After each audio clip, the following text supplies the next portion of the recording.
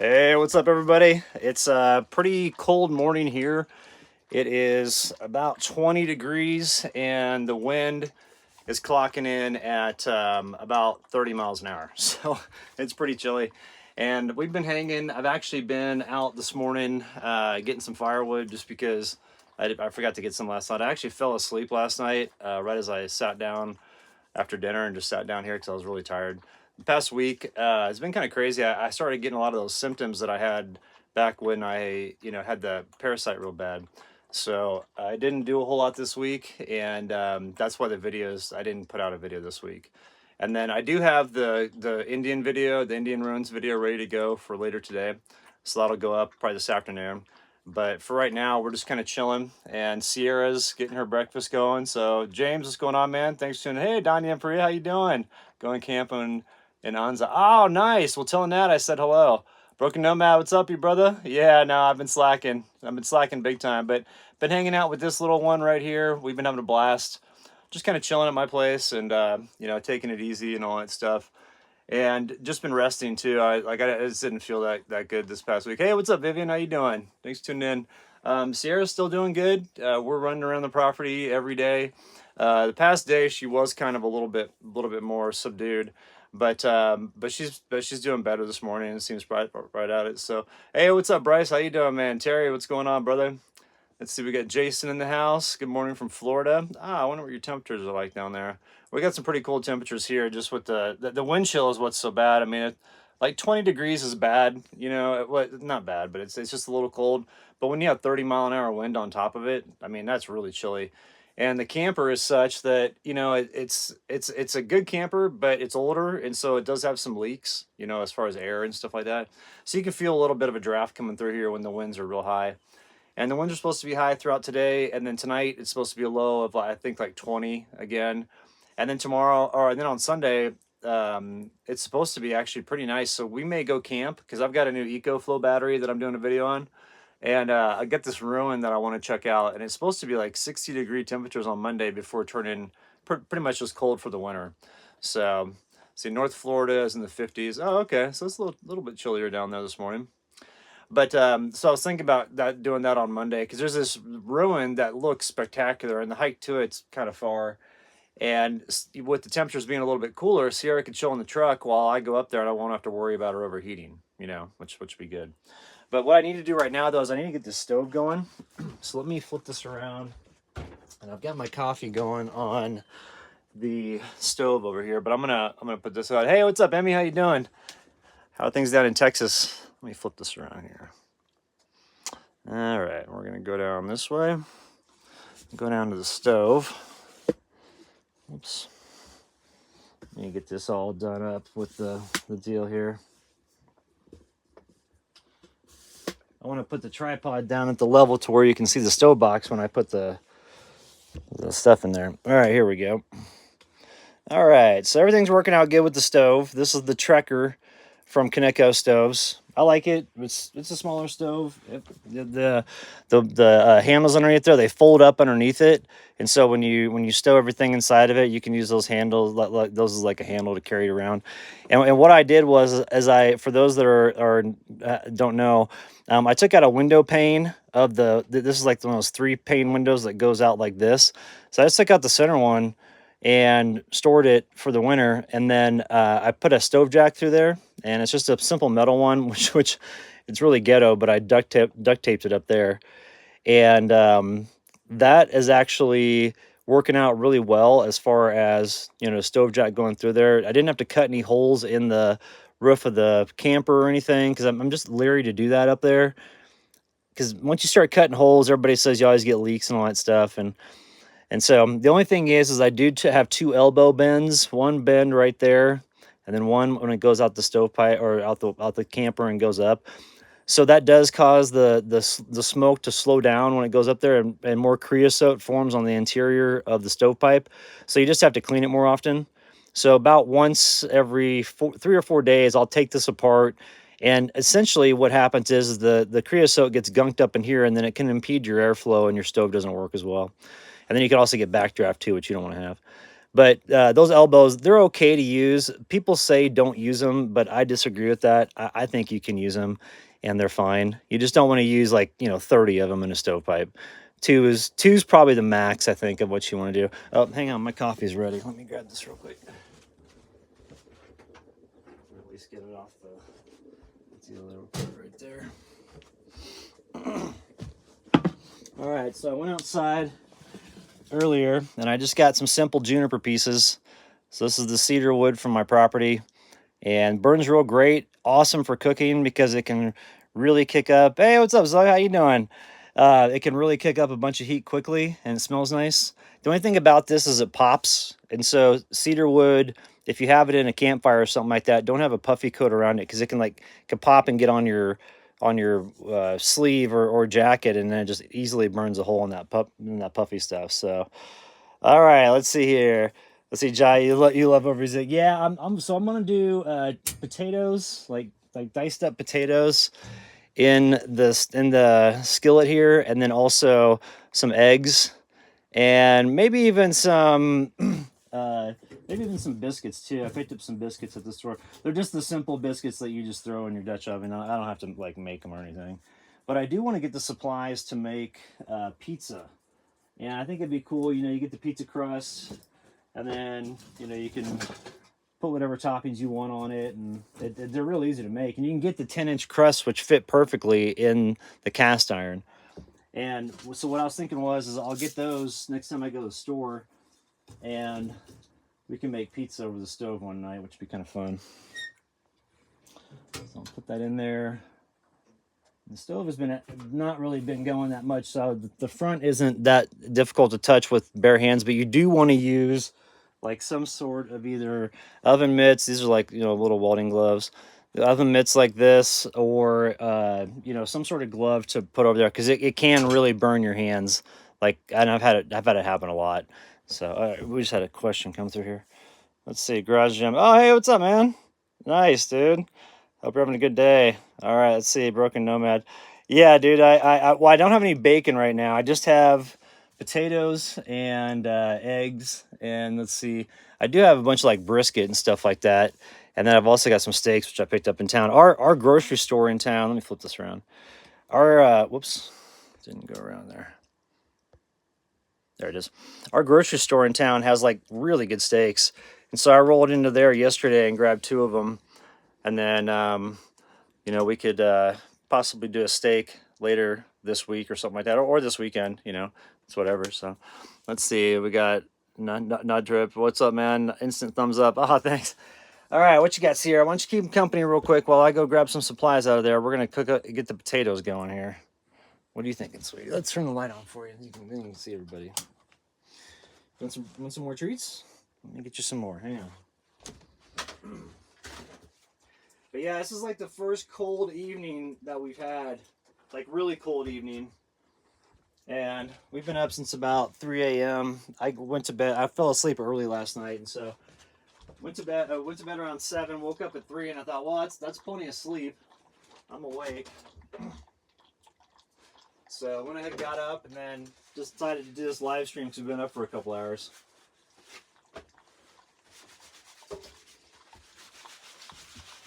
What you thinking, girl? Well, let's see here. All right, got it. All right, what else we got? What's up, everybody? There we go.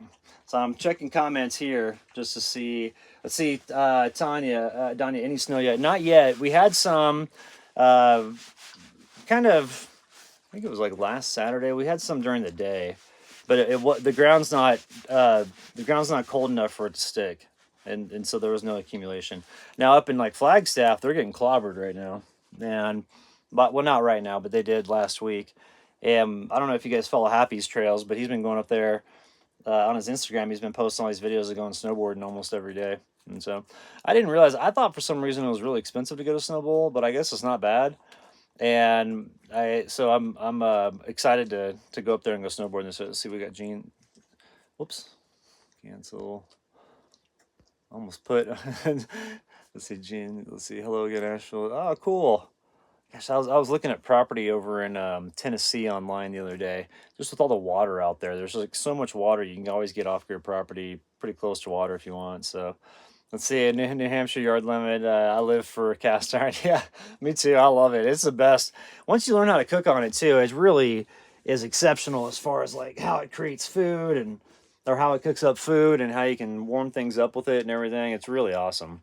So you have to churn the milk for making butter. Oh yeah, I've not. I need to get some homemade butter. That's so much better than getting it from the store.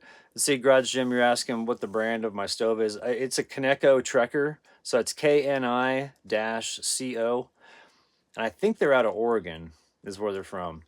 But it's a really great stove. I mean, I like it. It works awesome, and it's small. And then if you guys watch Down to Mob, the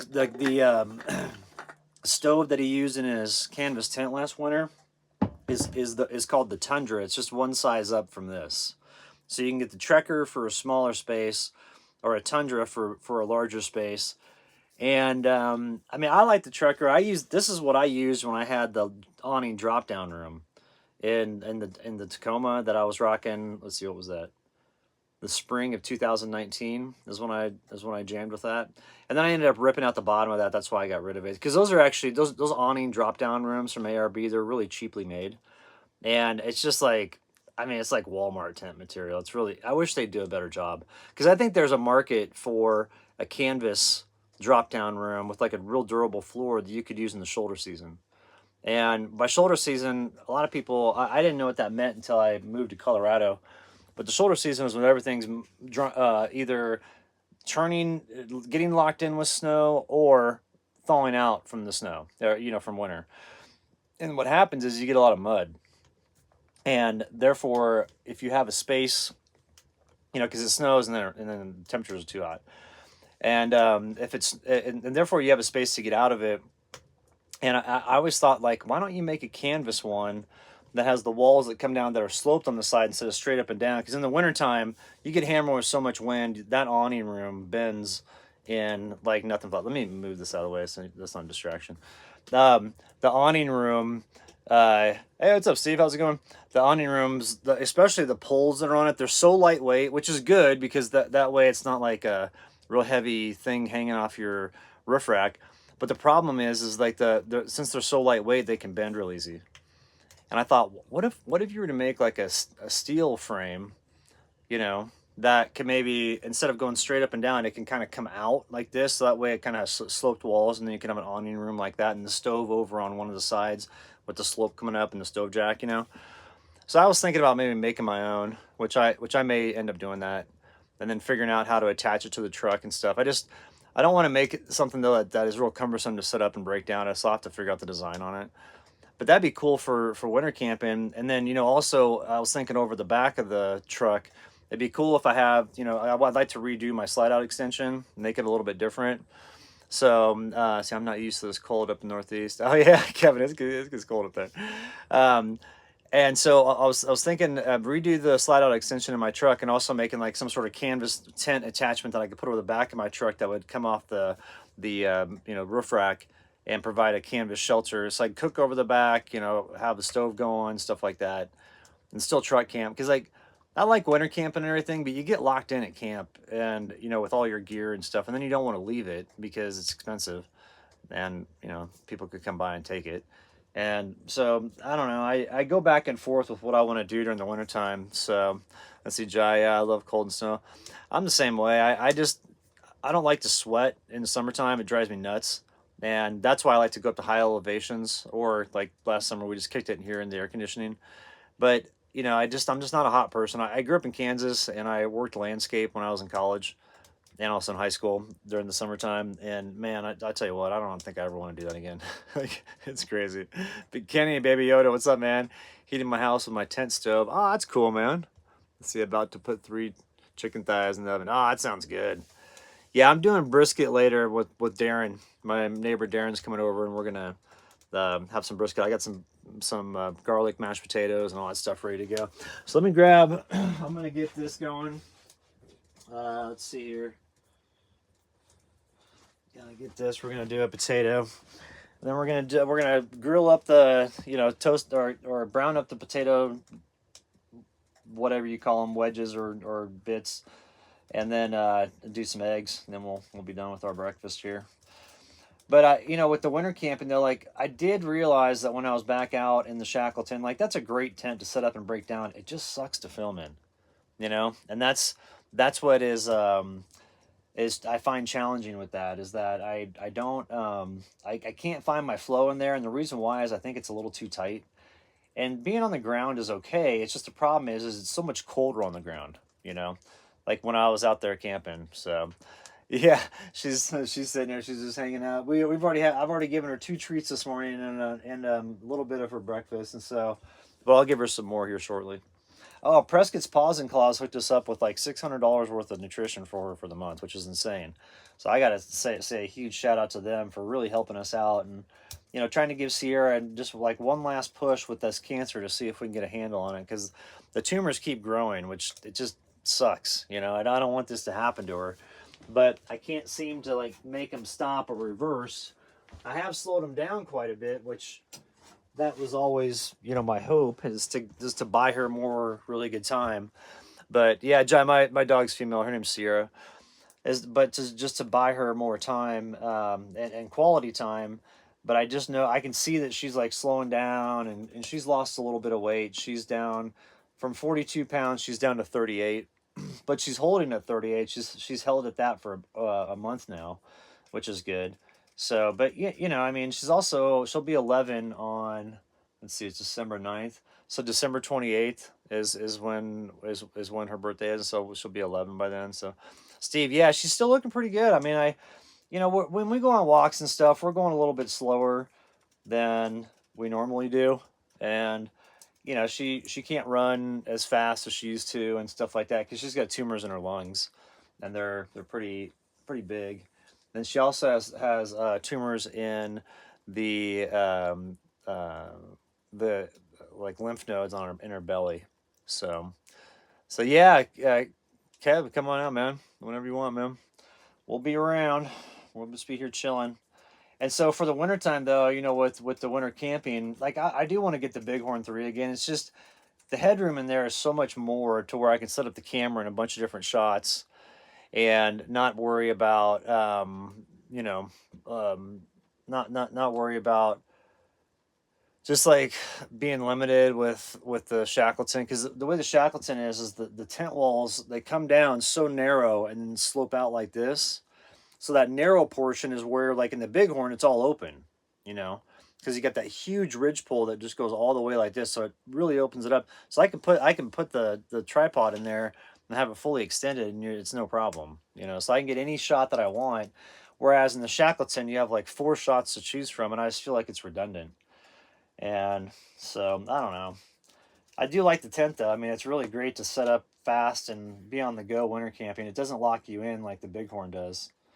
Because when I broke camp, I was able to break camp within an hour, and with the Bighorn 3, you break camp, it takes about 4 hours. So, all right, so we got the potato all done here. It's all skinned up and ready to go. We're gonna start dicing this fool.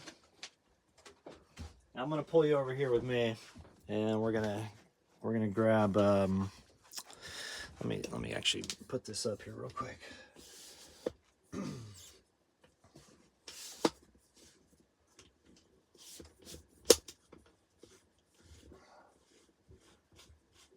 Let's see here. Hey, I wanted to show you guys. I did find another ruin in my neighborhood, and we went down there on Thursday. So let me show you on the computer here. I'll show you some pictures of it. Let's see.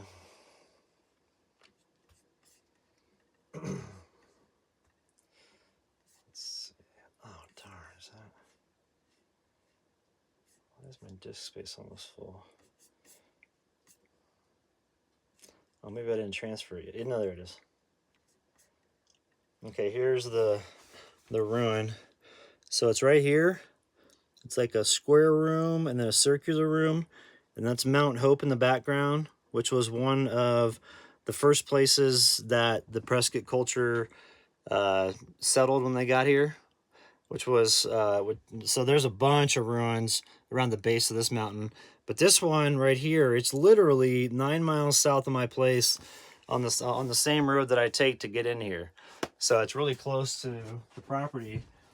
And we went over there and just kind of chilled out and had a nice I took Sierra over there. We went like hiking and stuff like that, and walked all around the area. It's really cool rock formations back in there. And then the ORO ranch starts right at the end of that, and you can look into the ranch, and it's just like the most beautiful terrain. It's amazing.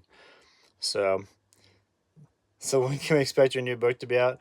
That's one thing I've always thought about writing a book, but I don't know what I'd say. I've got so many different stories and stuff, but I don't want to. I don't know. I thought I go back and forth with that because I do have like a bunch of great stories to tell, but I don't know. I don't still know how to put them into a book format, I guess. Like I'm focusing more on the video stuff, even though I haven't focused on that much this past week due to not feeling very good. But I don't know. I've thought about it. What I need to do is just find the time and carve out time every day just to write down ideas, I think, and then see after about 5 or 6 months if I've got a bunch of good stuff to tell. And a cool thing is too is like I do have the story to tell of like being a nomad before it got popular, and I obviously think that I lent to that or contributed to the popularity of nomad living. But being out on the road when there was no one out before, and I'd go into these towns and I'd tell these people, they'd be like, "Oh, where are you from?" I'm like, "I live in my truck," and they're like, "Oh, that's awesome!" And it was kind of like a novel thing back then. Now it's a little bit more. People are more apt to go out and live in their vehicles, and lots more people are doing it. So it has changed a little bit. But I remember just like rolling around Leadville, Colorado, and like Aspen and Gunnison and Crested Butte, and like all of Saguache County, and I wouldn't see one other person out, especially during the weekdays. It was awesome. Then I go fly fishing, and there was like, no one out fly fishing. And then on the weekends is when I would do all of my odd jobs, because at that time, YouTube, I hadn't really started doing it yet. I had my channel up, but I wasn't doing anything with it. I wasn't even posting. And then, so I would do these odd jobs where I do landscaping on the weekends. And then that would pay for my stuff to do it during the week of going out and fly fishing and just chilling with Sierra. And Sierra had so much fun running around all the lakes and stuff like that when we were first nomads. I mean, it was a blast. So we had a good time with that. All right, let's see here. Let's go ahead and put this on. Whoops, keep dropping this stuff. Oops, that's not open.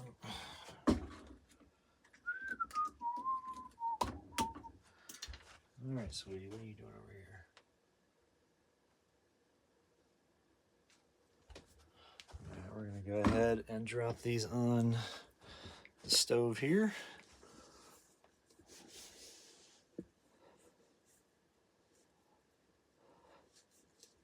All right, let's see. Oops.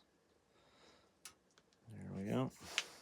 So for those that are interested, this is the Trekker stove from Kaneko.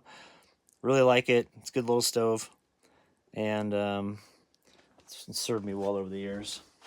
All right, we're gonna go ahead and throw these in here.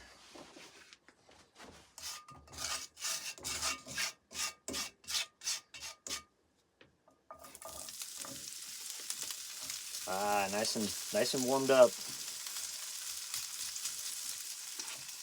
The key to like really good hash browns or potatoes over the stove is patience. You just have to let them sit there and cook for a long time. So that's what we're gonna do. And then as these kind of get smaller in size, then I'll add more to it. So we've got a ton of potatoes when we're ready to cook our eggs.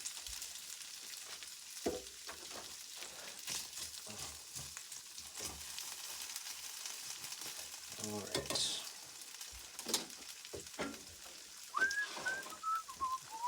What you thinking, sweetie? Can I get you some treats? Let's get you some treats here. All right. Oh yeah, I've been using Starlink for a bit. I love it. It works great, and the picture's much better. And then also too the phone that I'm using now. It's a iPhone 13 Pro Max or Max Pro or whatever, and just the picture quality on it seems to be really solid. And you know, I mean, when I was doing it with when I was doing the cellular stuff, it was all right. The problem was is that the camera I was using was all scratched up because the laptop that I had, just like the little portion right right here was all scratched, you know. And so when I would do live streams with it, if the sun hit it, it was all sorts of like kind of faded and looked all foggy and stuff like that. So, see, cooking with butter. Let's see. Yeah, that's what I do too, Baby Yoda. I'll put the oil in first, and then throw the stuff in there, and then put butter in, so it doesn't stick to the bottom of the skillet. But let me get some bone broth in here for Sierra.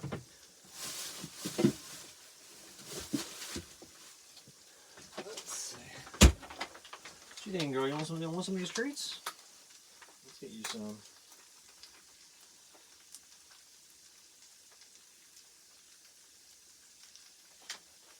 All right. And so let me get this for you real fast. There you go. All right, we're back. All right, so we're gonna do some more potatoes, and we're gonna throw them on here real quick. Um, let's see, where's my spatula?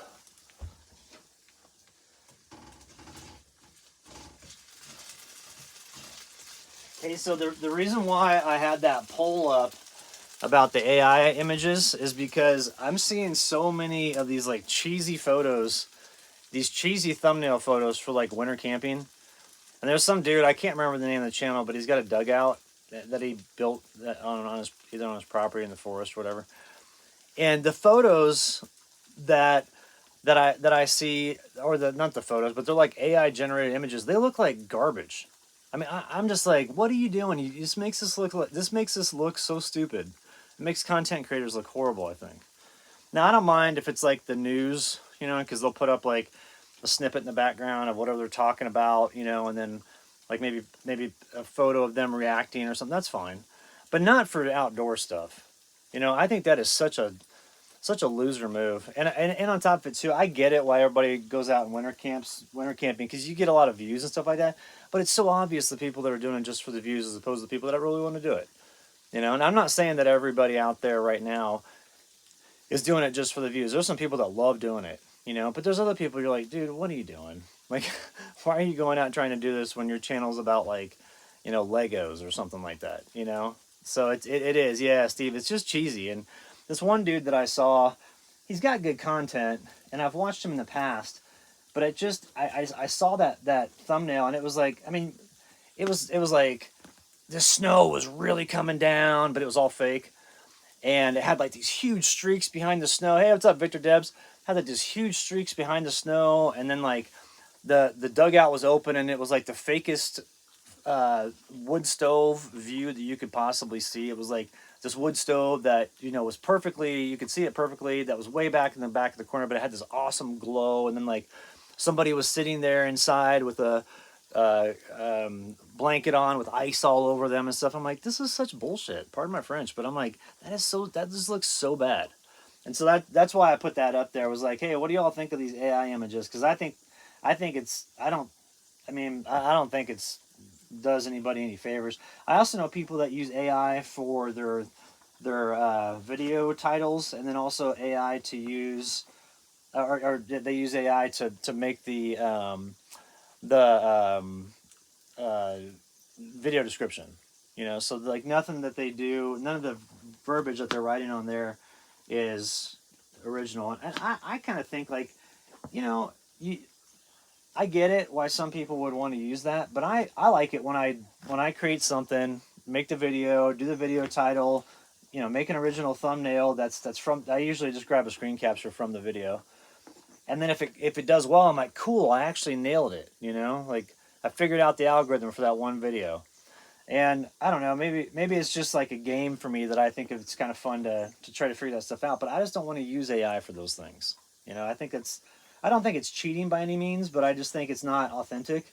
And I think that the reason why people tune into channels, and especially a channel like this one, is because hopefully, they feel like it's authentic content and not like done on a computer or baked up in a marketing department. You know what I mean?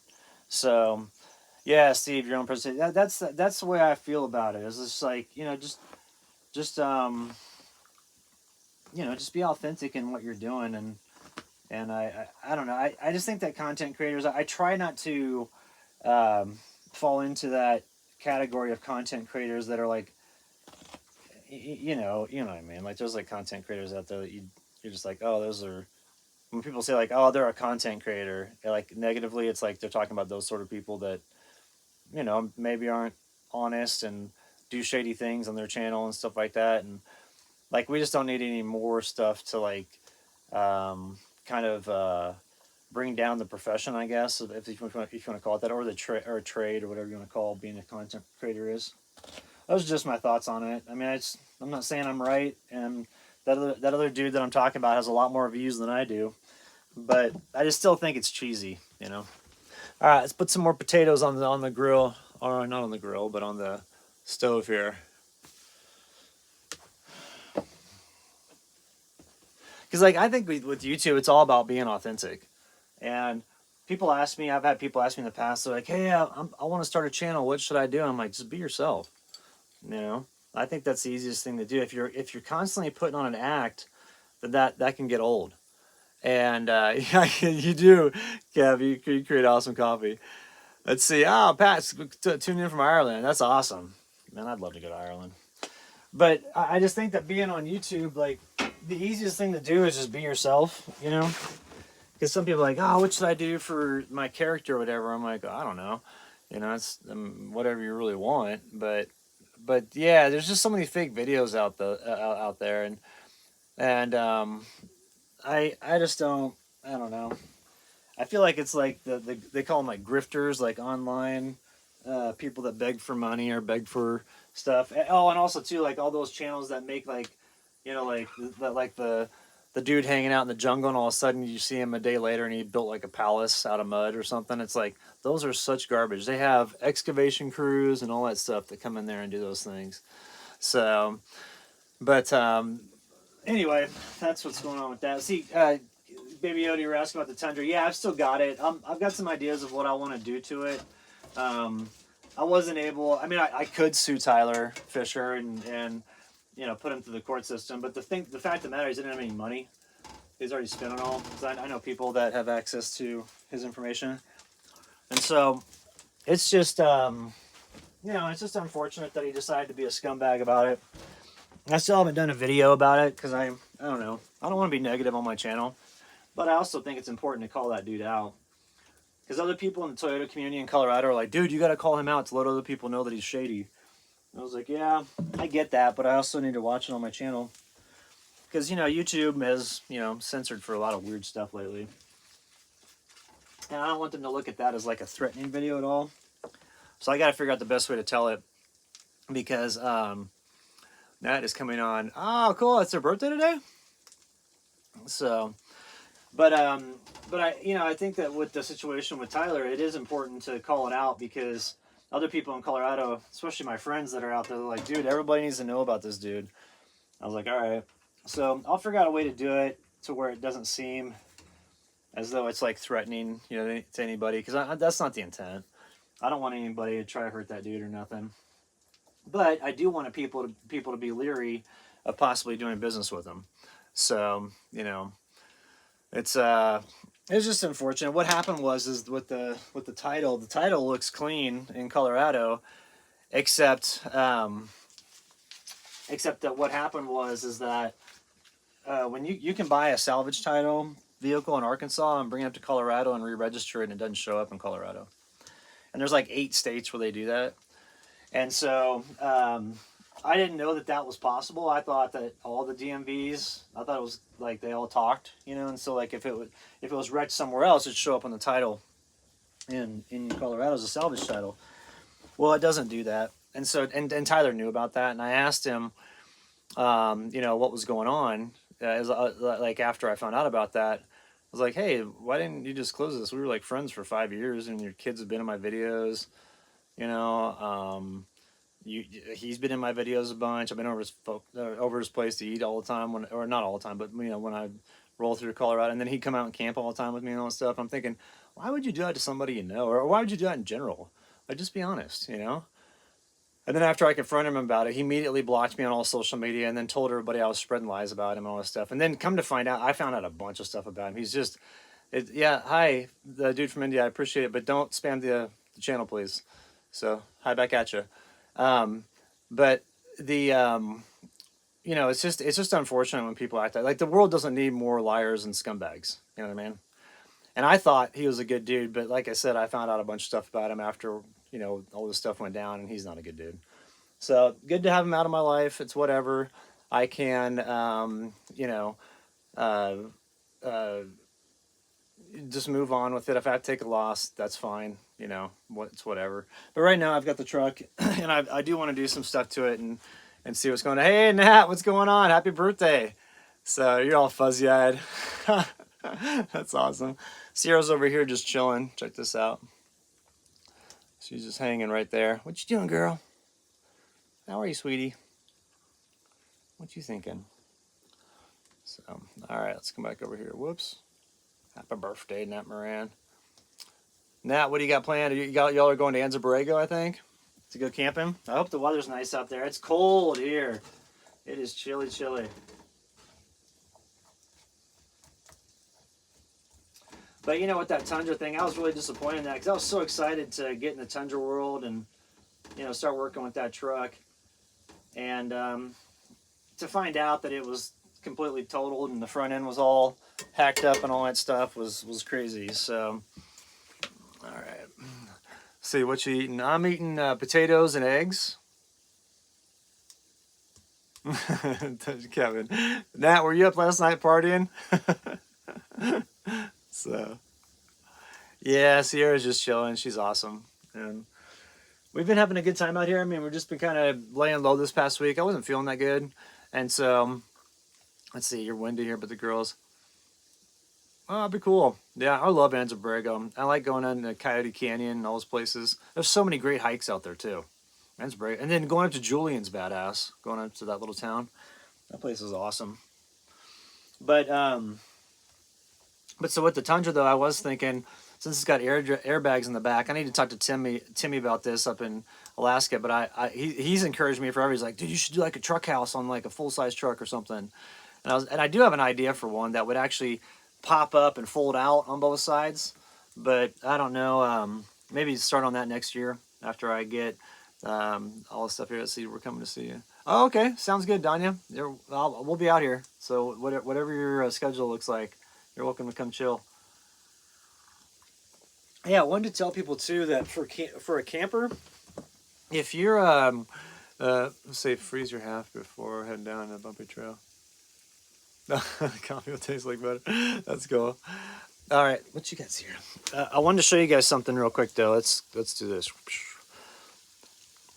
You can easily, if you don't skirt your camper, you can still have like an easy way to keep out the cold. And what I do is I use a sleeping bag.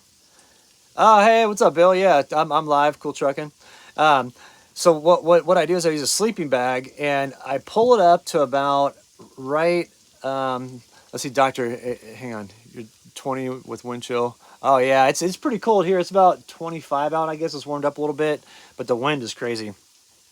But if you see this here, actually, let me take this off. That way I can show you without it being on the tripod. Hang on 1 second. All right, so if we look at this here, you see how this is like up over the door, and the main air leakage that you get is coming in from the door because they just don't ever, line up here, especially the older ones. You'll get a lot of seepage that comes through here. So this is actually level with my stove and the bottom of the stove here. So it keeps a warm heat in here and also creates like a bathtub style, flooring. And this is just an old canvas sleeping bag that I don't use anymore because it's all ripped out. So I just put it down on the ground. You can easily wash this, and it's great to have. And then also too, you can walk on it with your socks on, and your feet don't get cold. And so that's a real simple solution. If you don't skirt your camper, you know, you could do something like that for the wintertime, and it works really well as far as keeping the cold at bay. So let me turn this around. Oh, hey, what's up, Rick? How you doing? Said hello from Florida from Dexter and Ladybug. Is Ladybug, is that your dog? So we got Sierra over here chilling. We've had a few treats for her this morning, and she's doing good. But that's a cheap way to skirt your camper because, well, to avoid skirting your camper, because I've never actually skirted the camper here. I've been out here for 3 years, and well, for 3 winters. I've been out here for 4 years actually, but 3 winters I've been here, and you know we'll have days where it's like or evenings where it's like -15, -20. There's a couple of those that'll roll through every year, every season. That's usually like January, or a little bit in February, but then by March we start to warm up again. But you know it's really really a cheap way to keep the heat into your camper. Another thing too is down here, if you look at this, where I keep all my items stored underneath my bed, I'll put a little curtain on there, and then I take the sleeping bag here, and I'll kind of like roll it up against it like that. This creates a barrier from all the air that's coming in from the back, because like back behind here there's a wall, and then there's the storage for the outside, and there's air that can easily get there. You can actually feel airflow if you take this off. So you just put like a drape over here. This is actually a canvas drop cloth for like painting and stuff like that. You just put that over there, and then couple that with, you know, your door being sectioned off right there, with this being about the same height of it, and it keeps all that cold at bay, and it's able to your camper stays much warmer. You know, and that's probably one of the biggest hacks you can do, the cheapest hacks you can do to keep your camper nice and warm in the winter, because the cold radiates up from the bottom, you know. And so as long as you have like a floor cover, and you could also just put in rugs if you wanted to, but then you'd have to figure out something for the door. The thing I like about using that sleeping bag is when we get ready to go outside, I just drop that down on the door, you know, drop it down to floor level, and then Sierra can easily, you know, come and go. So let's see. We went camping last weekend. I'm sorry, let me see here. Mosquito Lagoon. Oh, cool. That sounds like fun, Rick. Yeah, I think Sierra and I, we're gonna go out. We're probably gonna go camping on Monday. What do you think, girl? You want to go camping on Monday? Does it sound good? So I think we're going to do that. I've got a new ruin that I want to check out. All right, let's see. These potatoes are looking good. Probably about another 20 minutes of cooking them. Let me show you here real quick. I'll show you the progress so far. Let's flip this around. There we go. So that'll shrink down to where, you know, that'll probably take up about 3/4 of the pan here. And then we'll just throw some eggs in. What are you thinking, sweetie? Oh, thanks, Pam. Yeah, I like it. Well, here, let me come back here and I'll give you all a little tour. Okay, so we got right here is like the cooking area. I don't really care for this because I don't really have a place to like a really good kitchen space or a counter space. But I'm gonna make like a little table to put over there. It's gonna be like an insert. See, Terry, you're asking, have I ever spent a night in a ruin? No, I don't do that just because I feel like it could be some bad juju that could follow me home, so I don't do that. And then Blue Sky Rez, how's it going? Thanks for tuning in. But the reason why I don't like this is it's a little big, you know, for the area. Typically there's like a couch there, or like a, you know, seating area, and so yeah, it's a big old sink down here. I don't need that, you know. I need something like half that size.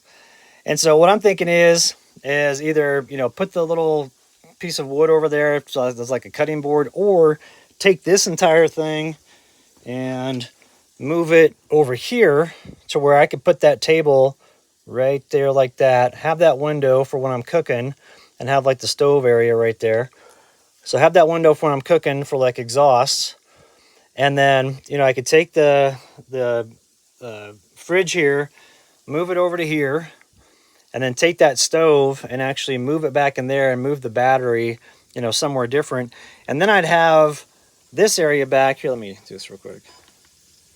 I'd have this whole area back to put in like a seating area, because if you look out here, like this is, you know, looking towards the west, and it's got the mountains, and then I've got my little driveway over here where my truck's parked and all that stuff.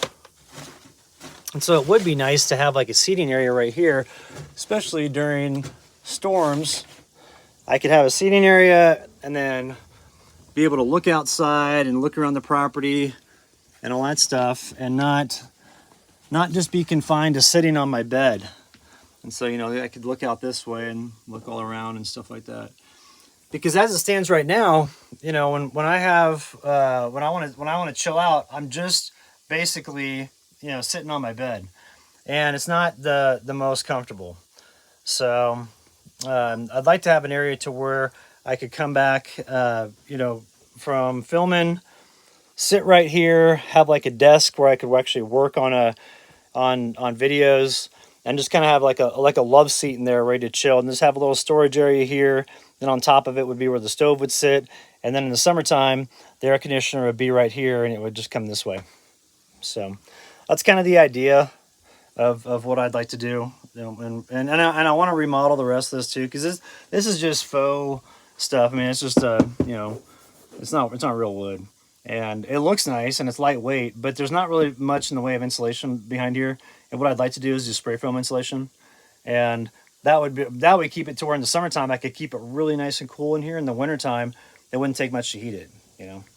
Because right now, if you look right here, I pulled this back to see what type of insulation was back here. It's just a simple, you know, pink insulation that you see in houses and stuff like that. So, and this right here, this is just a welding cloth, and basically it's just a heat shield for my battery back there. And so that's all that. And then looking towards this way over here, this is obviously my bed.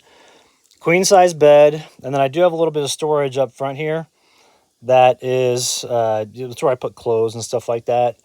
And then the back, just backpacking gear, more backpacking gear, and then books, drone, and then my favorite toy on planet Earth. And then Sierra sleeps. She has like basically like 75% of the bed, and I try to somehow get sleep right here. So, but she's good though. I mean, she's awesome. She's my best friend. See, Baby Yoda is getting snow there. Nice, man. How much are you supposed to be getting today? We don't have any snow in the forecast here. We just have a lot of wind. And then it looks like it's going to probably get snowy by Christmas, I think is what they're saying. But I may, if the weather's nice enough, may go fly fish, Oak Creek Canyon, and all that stuff. So, yeah, Dr. Dre AZ. It's that's what it is. It's just that, you know, that fake stuff. So, it's Kevin, you went through 15 bottles of spray foam. Yeah, I figure it's going to be a lot, but, you know, it'll be worth the investment, I think. And it'll make it to where this thing is bulletproof when it comes to any sort of weather, which would be nice. Oh, oops, that's not up. You know, another thing about the winter camping too is that when having this place is so awesome, and having the wood-fired hot tub has just been amazing to get my health back on track and everything. And you know, I do like doing it, but it's different out here in Arizona just because the snow's different, and when it melts, it's real messy. Sierra has such a problem with her paws that we might just reserve that winter camping for like really hardcore winter temperatures in Flagstaff and like crazy snowstorms, because they do get clobbered in Flag. I mean, they get so much snow. But you know, I want to do it when it's going to be conditions are prime, so that she doesn't have to mess with her feet all the time, and she tracks it into the tent, you know, unintentionally, but it just gets everything super messy. And I spend so much time cleaning those tents when the conditions are like that. And so what I'm thinking is you know, order that Bighorn 3, have it come in, and then get ready for like the real big winter storms, and then otherwise just spend the rest of our time here just continuing to work on the place. because there's still stuff I can do in the wintertime. You know, it doesn't, you know, we don't get locked in with snow and ice like Colorado does. What do you think, sweetie? We had her nails dremelled, you know, her nails were cut, and she's been licking her toes ever since. There was one of them that I found out the reason why she was having a limp was because she had a cracked nail. And so one of them on, I think, yeah, it's on the, hey, stop licking so much. This one right here, this paw, she had a cracked nail, and so they had to put that suture stuff on it to, the cement stuff. What are you thinking, sweetie? You want some more treats? Let's get you some more treats. Oh, you didn't eat all that. You don't want that stuff? Okay. All right, I think we need to put in some more wood. We're starting to get a little bit of a lower burn deal going here. I'm going to flip this around so y'all can see what we're dealing with the stove. But I'm excited also too for like the, you know, next year when I'm doing all the permaculture stuff out here, you know, with the check dams and all those things. I'm excited to see how that's going to work out, because after just like 2 rains, we had a ton of soil that had already accumulated, you know, behind those check dams, and all of the grass around there and everything was way greener than the rest of the areas. So it was pretty cool to see that just take place just literally after 2 short rains. So if we get a full monsoon season, and also this winter season, you know, it's like this seasonal creek that I have down there starts to go off, and it's just like a slow melt. If we had the snow like we did last winter, which they're saying we're supposed to have more this winter than last winter, which would be awesome. So it's just like a slow melt with that, and it just continues to just run through there. And I think over the wintertime, I mean, I could possibly get, you know, up to a foot of soil that comes in from those check dams, which would be awesome. Let's see, Pam. Yeah, that little wood stove's great. I like it. It's really easy to work with. It's not that big either, and you can get long burns out of it. And the reason being is that the stove box here, the firebox, it's just got a real good air control on the front. It's real solid. And the way that this door works is the sides of it are concave, like right here on the. So when you put it in and cinch it down, the concaveness goes into the stove and creates a really nice airtight seal. So you don't have to have like the rope around here that you. Hey, what's up, Bingus? You don't have to have like the welding cloth rope that goes all the way around there, you know, like you do on the other ones, because those eventually give out and then you have to replace them. So I like that. It's just a real simple, you know, hook style stove there, or locking mechanism. And then the front damper here is real easy to work with. The only thing is these little tabs, they can break off, and it's kind of a little bit of a pain when they break off. But I still have one on here, and it's pretty simple to move the airflow. When you get the airflow real low like this, I've had it to where I can load this thing up with like old growth juniper. And when I do that, if it's got a nice bit of coals, I can turn the airflow down to darn near nothing and get almost 5-hour burns out of this little tiny stove, which is really good. Like, to get a 5-hour burns is pretty amazing. And so the stovepipe itself, I did add one additional section outside because I want to make sure that you get, you know, that you want the top of your stovepipe on the outside to be taller than your structure. And so, but this has worked out great. I mean, I've also taken it with me, you know, truck camping when I had the drop down room with the stove jack in it. And then I also had it in the Shackleton when I first got started. I didn't have my 4-dog stove with me. What you thinking back there, sweetie? So yeah, it's a good stove. It's from Knico, the Knico. Good company out of Oregon, and they make a bunch of different size stoves. Phil was using the Tundra last year in his canvas tent. This one's the Trekker, which is just one size smaller. But they both work out really well. What you think, sweetie?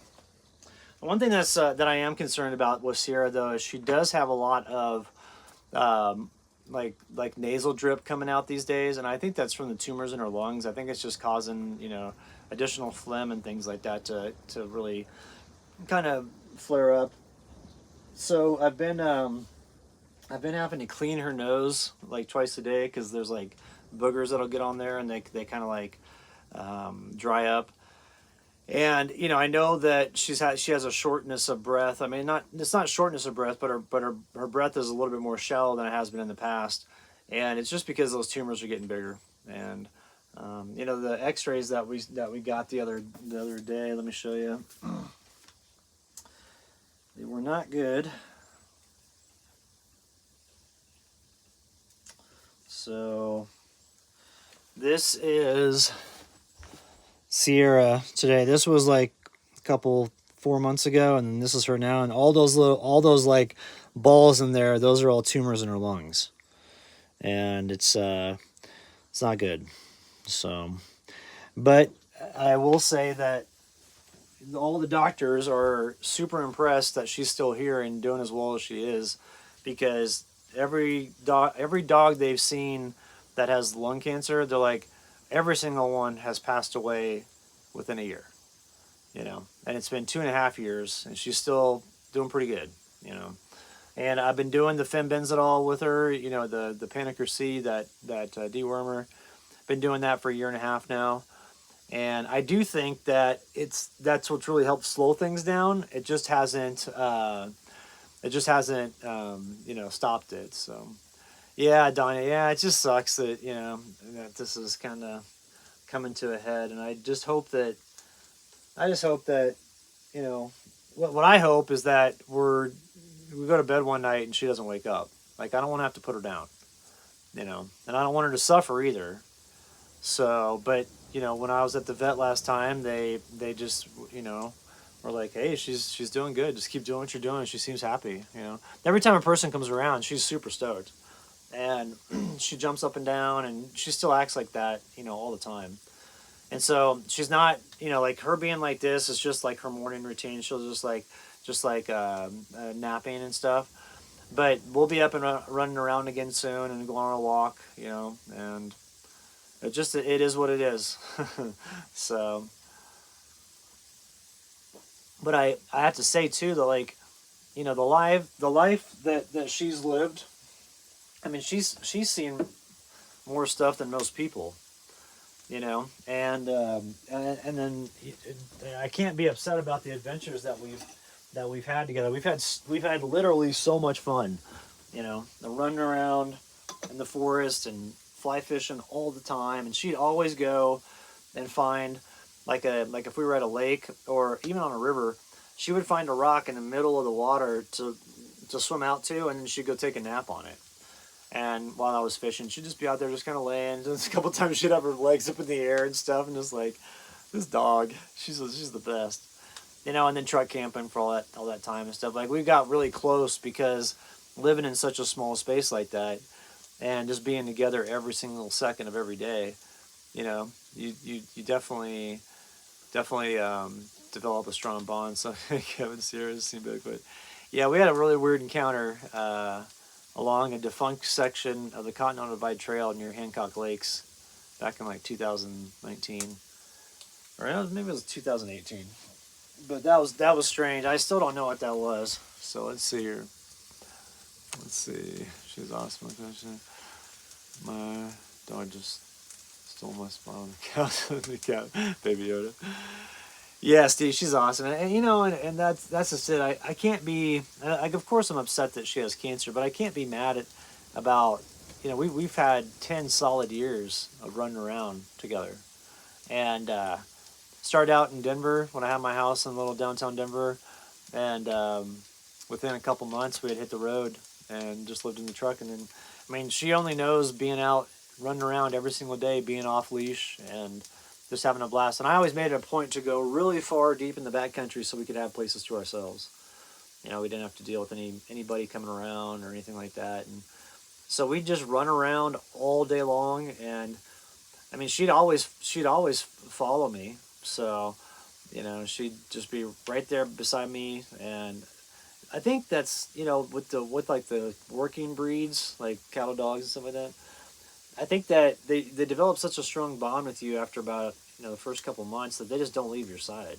So they're great on trails, because, like, even if she was off trail, like, she liked to do this thing where we'd be hiking, and she'd either be right behind me or no,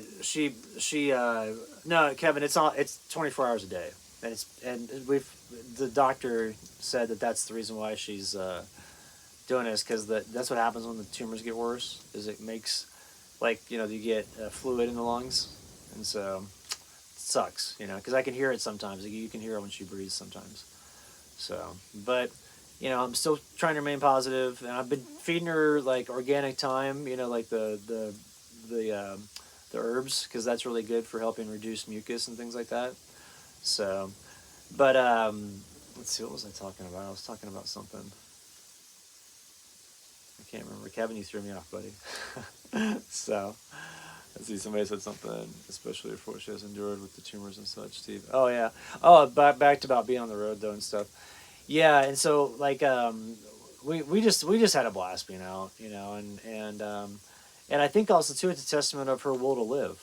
So, and yeah, you're right. She's done well with having such an active lifestyle. She's got a good base health and good base foundation, and so and her being out running around with me all the time is just she didn't stay cooped up all day long. And she also ate great food. Like, I always gave her organic food, and if we were fly fishing, she'd always get trout for meals, which she absolutely loved.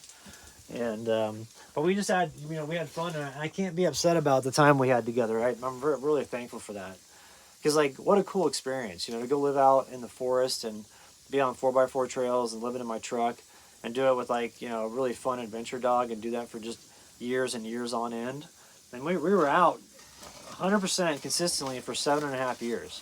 So, you never know looking at her. Yeah, that's just it. She looks like she's in great condition, and that's what people say when they meet her. They're like, she doesn't seem like she's sick.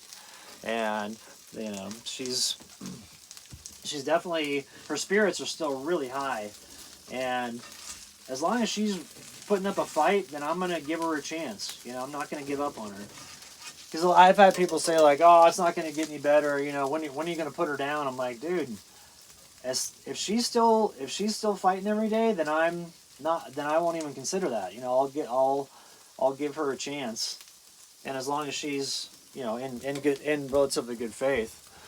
But yeah, I agree. People that aren't dog people, I do kind of look at that as a red flag. I wonder, like, okay, have you never had a dog? Because some people, if they never had a dog, they wouldn't know the great bond you can develop with them, or did they have a bad experience with dogs? Did they get attacked by a dog when they were a kid or something? Because some people could have that, and that could kind of make them dog adverse. But Garage Gym, all right, cool, man. Thanks for tuning in. Here's a little look at the skillet. It's starting to brown up, but it's not quite there. So, but anyway.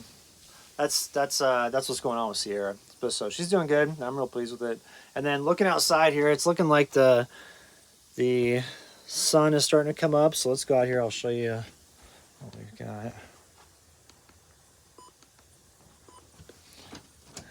So it's pretty windy, and the sun hasn't quite come up over the ridge yet, but we do have some clouds today.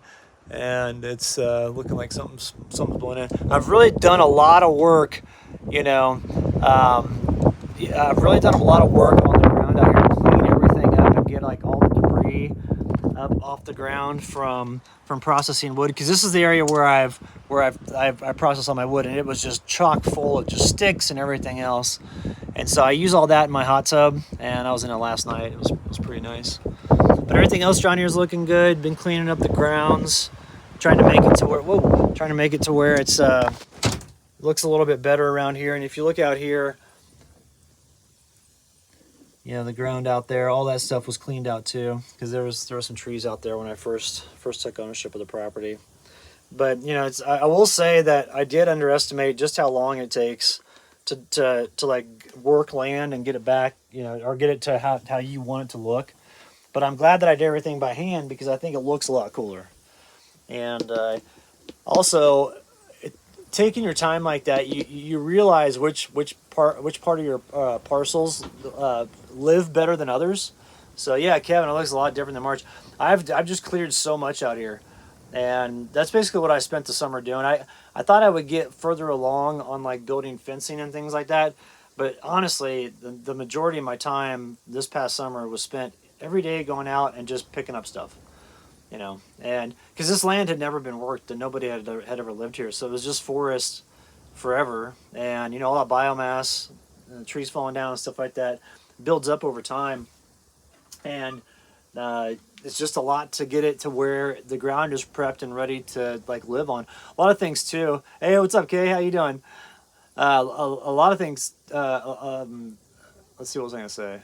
Oh, there's a lot of cactus too. So, um, yeah, Baby Yoda, Kenny. You remember when I used an ice chest in no solar? That was way back in the day. I had that. I had that. What was it? I had that Arctic cooler, and then before that, I had a Yeti. And I wish I would have just gone with the fridge. You know, there's those coolers. They're great, you know, in like as like a band-aid, but not for long term, especially not for truck camping, because you swamp out so much of your food. You know, like so much of my food, like the ice would melt and just get into the food, and then I'd just be all ruined and stuff like that. So it's nice to finally upgrade. But you know, I was looking at, I don't know if y'all follow Drew Sims.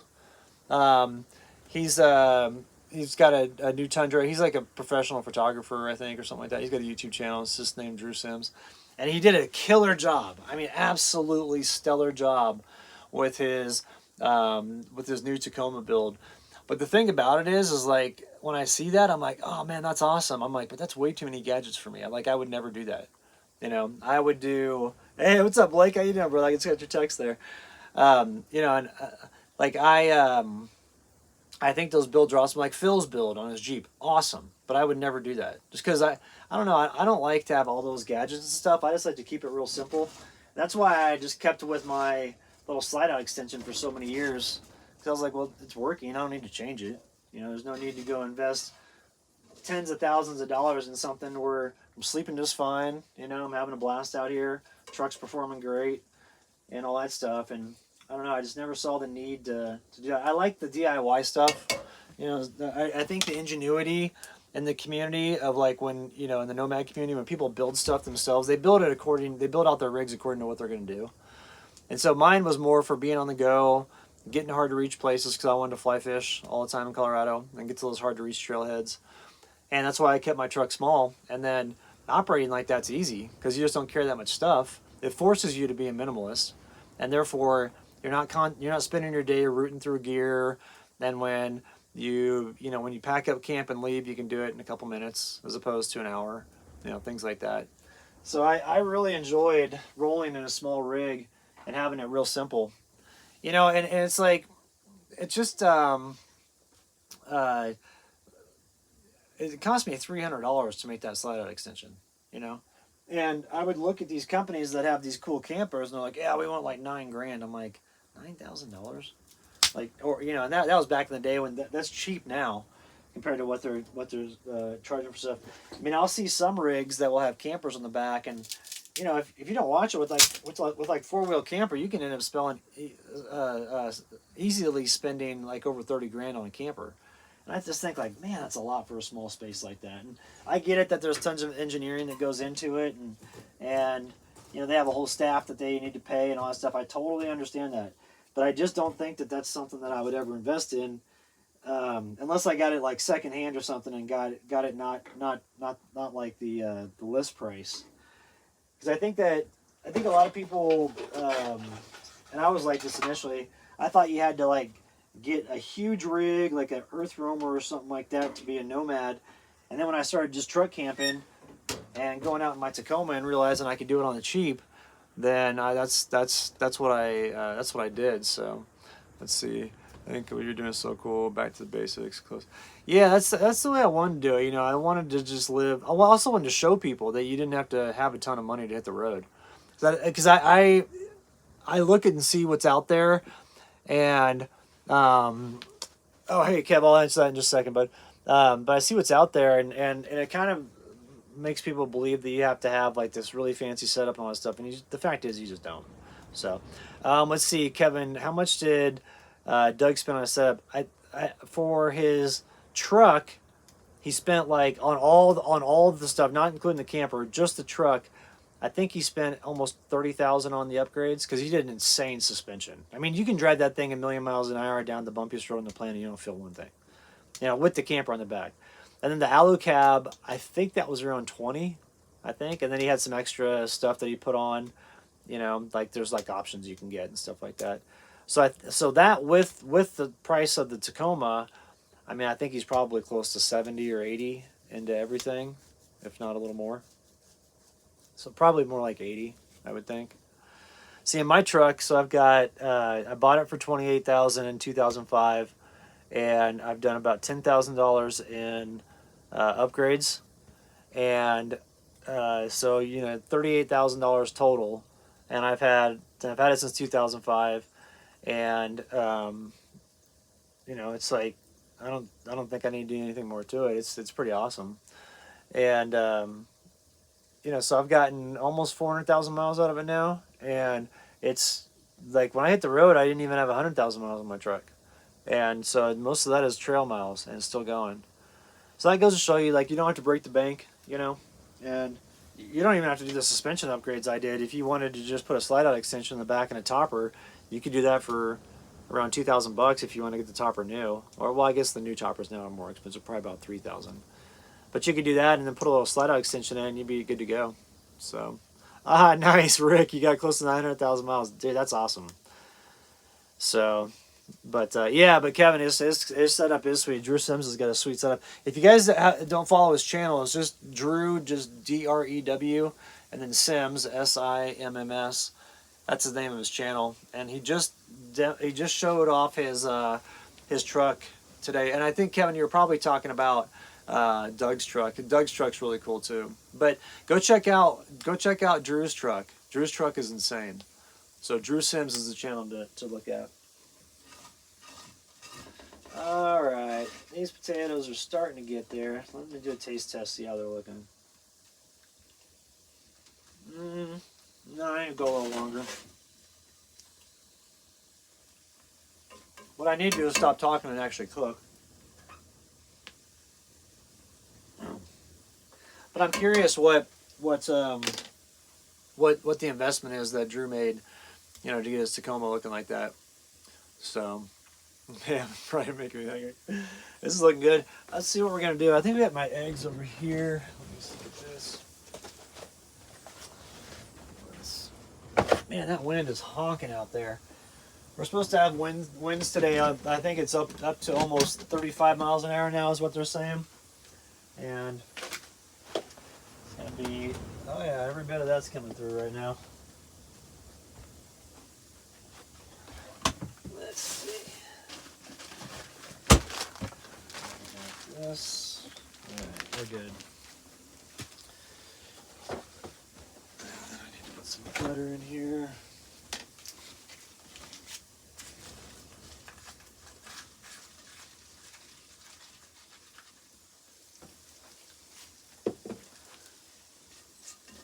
I just like to put some fresh cracked pepper on here. Makes them taste really good. But the key to any good potatoes over the stove is patience. You just got to keep on cooking it. Don't take them off too early. Let them get all golden brown, and then you can take them off. So, let's see, baby Yoda asking about that. Yeah, I think Kevin just hit the road about a month and a half ago. How many other full-timers do we have out here watching right now? I wonder how many other people are out there know about it. And I actually met, so I don't know if y'all tuned into the live stream when I was out in the tent, but I was talking about how I like girls that are like 5'3", and it was kind of interesting. After I said that, in my Tinder feed, every single girl was 5'3" after that. So. There's definitely gonna be cheese in the meal, but every single girl on my Tinder feed has been 5'3" after that, which I thought was kind of funny. And then I did meet a girl that lives down the highway a bit, and she lives off grid. She lives in a camper, and she's used to live in a VW bus, and really good looking and about my age, and so we've been chatting a little bit, which is cool. So I'll let you know if anything develops with that. We just connected and we just have been exchanging messages. But she seems really cool. So I'm interested in that girl for sure. And now that I'm feeling better, it'd be kind of nice to date a little bit.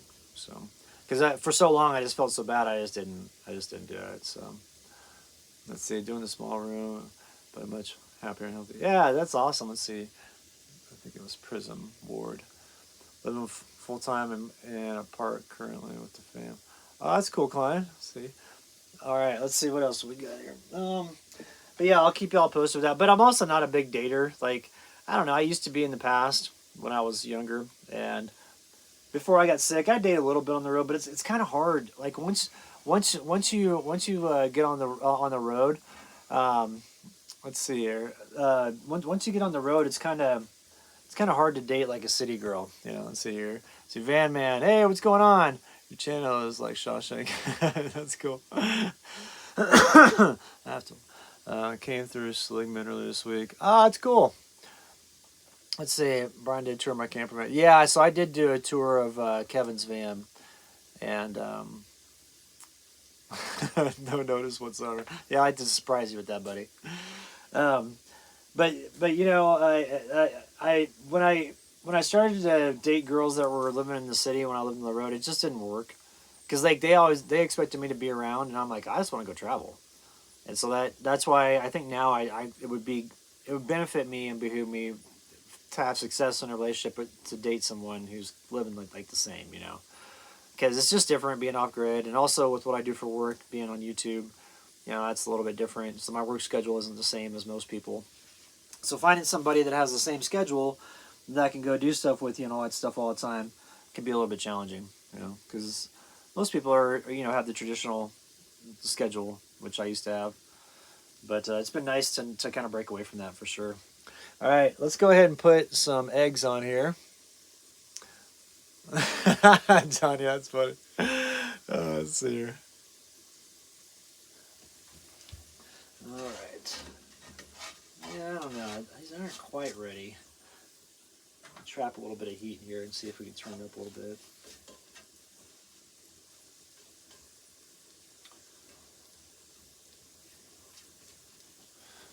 All right, let me get some pepper.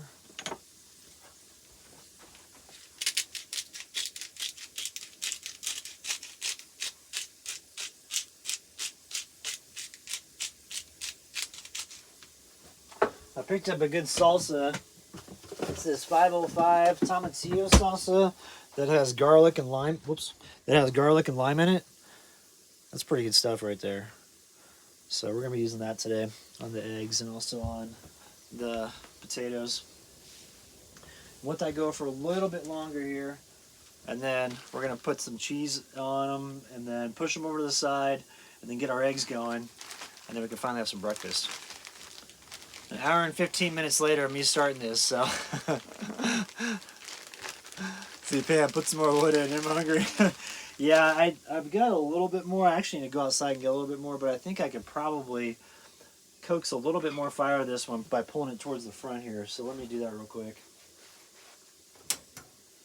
Yeah, let me just grab this and pull it up. Get that second burn going.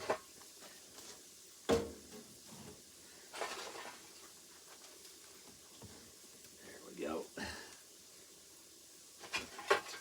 That'll be good. Alright, we'll be set with that.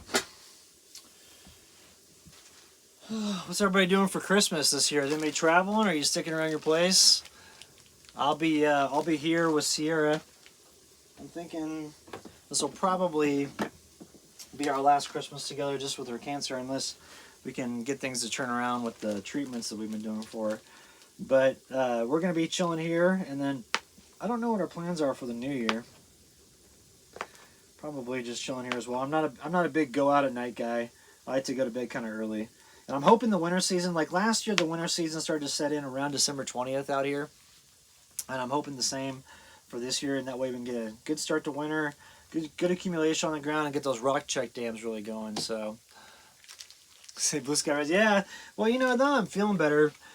It's like I definitely would love to have a girlfriend, but you know, when I was not feeling good for all that time, there was no way I was gonna date. I mean, I felt like garbage, and I looked like garbage too. I mean, heck, I weighed 119 pounds, and I mean, I look back on that. I didn't realize how sick I was until I started feeling better. You know, and so Tanya and Kevin are gonna vet girls. we're gonna interview the ladies, but you know, I felt bad for so long that you know, through the channel, I do get girls that message me and be like, hey, you know, if you ever want to get together, love to get, you know, meet and stuff like that. And I just never would engage with any of that stuff because I just felt so bad for so long. But now that I'm feeling better, you know, it's definitely nice to feel like I have that. You know, if I want to date, that I can. Because that's the one thing is like I do see other couples that are on the road running around together. I think like that'd be pretty cool. You know, if you both had the same interest in outdoors, and both enjoy, you know, doing the same things, and you're kind of on the same energy level as far as like, you know, what you like to do throughout the day and all that stuff, then it's I mean, I imagine that'd be pretty cool. Did you see Phil introduced his girlfriend in his last video? So that's what he's been doing. He's been out on the East Coast with her pretty much all summer, and I think he's coming back here in December, sometime in December. He's got to get some stuff out of storage, so I don't know if they're going to be sticking around or going back out east. His girlfriend's family owns a campground out there, and so that's what he was doing. And insert eye roll. Yeah, I know. Phil has a problem of dropping everything for a girl, so it's not a problem. It's just, you know, people are programmed differently and all that stuff. But he definitely enjoys, you know, having a girl in his life and all that stuff. And you know, us guy friends give him crap. We're like, dude, you always disappear when you have a girl, and then all of a sudden when the girl's not around, you call that crazy. So we give him a hard time about it. But I'm happy for him, you know. If he's happy, that's cool. But he's just missing out on a lot of stuff here. Oops. I know he was wanting to build a cabin, and I think building a cabin is you know, after seeing how much effort it is just to get land ready to build it, and how long it's taken me, you really got to stick around your place for like a year or so, and build that out. Because I'm not, you know, I didn't get started on any sort of cabin or anything out here, and it's taken me about 2 solid years to get the property up to where it's ready to rock and roll. And man, I'm glad that I stuck around and did all the work, because now I'm really ready to rock with it. But it did take a long time to get here, and it's my body definitely feels it. That's why I like sticking around here with that hot tub. So let's get back down here and check this out. There we go. All right, it's sizzling up now. Here, let me show you. Everything's looking good with that. So they're getting nice and golden brown. That's what we want. And we're going to turn it over here in just a sec.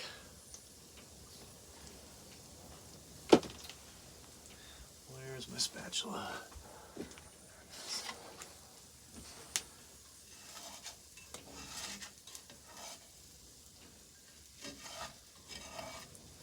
So my favorite breakfast used to be bacon breakfast burritos, but this is my favorite breakfast now.